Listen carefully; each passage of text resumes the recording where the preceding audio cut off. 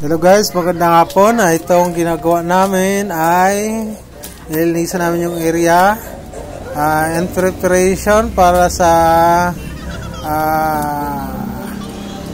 mag-alaga tayo ng corn guys. Mag-alaga tayo ng tilapia. Subukan natin dito sa area na to kasi medyo may tubig naman siya. Hindi ito nawawalan ng tubig dito kaya ayusin na natin yung area niya. Nagsimula pa lang kami dito. Dating palayan to guys, pero may source na tubig niya dito sa tabandang taas. Kaya subukan natin yung isang flat lang. Yan, nilinisan namin. Yan ang lalagyan natin ng tilapia. Kung sakaling okay, yung dalawang flat pa sa likod, lagyan na rin natin ng tilapia. Subok lang to guys, experiment lang to dito kung maging maganda ba ang kalalabasan ng pag-alaga ng tilapia dito. Di pa natin nasubukan mag-alaga ng tilapia. May nagpag-suggest sa atin na mag-alaga ng tilapia. Di subukan natin kung okay. Para na rin pag napasyal kami dito sa farm, mayroon kami mabingwit-bingwit o maihaw sakali. Yan guys, hanggang doon sa gilid. Yan, may katulong natin si Danny Boy sa paglilinis. Basang-basa na yung likod ko guys kasi yan, malapit na matapos. Kalahating araw din namin yung nilinisan. Bakit bukas guys, magkuha naman kami ng dike doon para magharang sa tubig doon. Matagal-tagal pa to guys na trabaho. Siyempre magsipag lang tayo.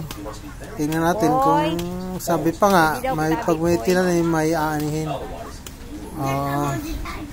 Yan.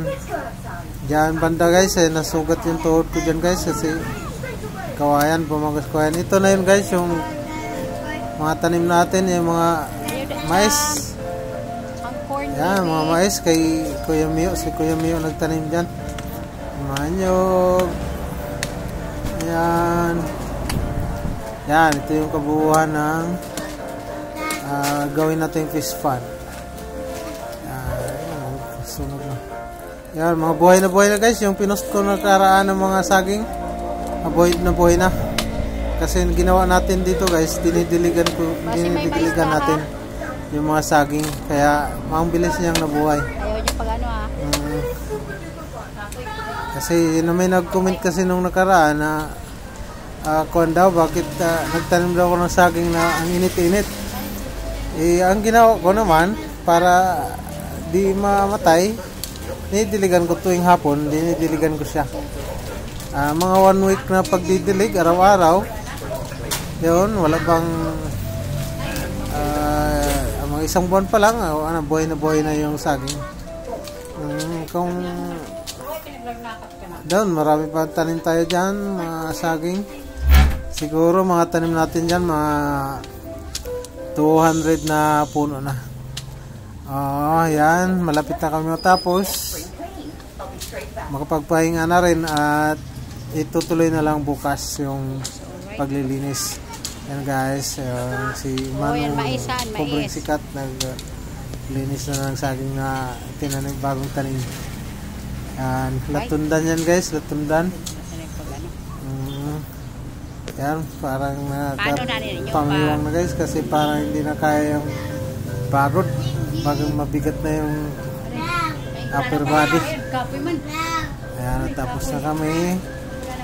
So gagawin namin bukas, magawa kami ng dike yan ng tubig. Gagaling dyan ng tubig. Okay. Yan, yung mga damo dyan, sunugin na lang yan para malinis. Yan na yung palaya na yan. Kung maliit lang tong kuwan guys, yung lagyan natin tilapia, subok lang naman. Yan si Danny Boy. Yan, may tubig siya. Yan, ginawa na yung forma ng kwan guys. So, heart to. Happy Valentine's. Okay. Maraming salamat sa panonood. At sana magtagumpay tayo sa pag-aalaga natin ng tilapia. Kahit mga 1,500 lang muna siguro na binhi.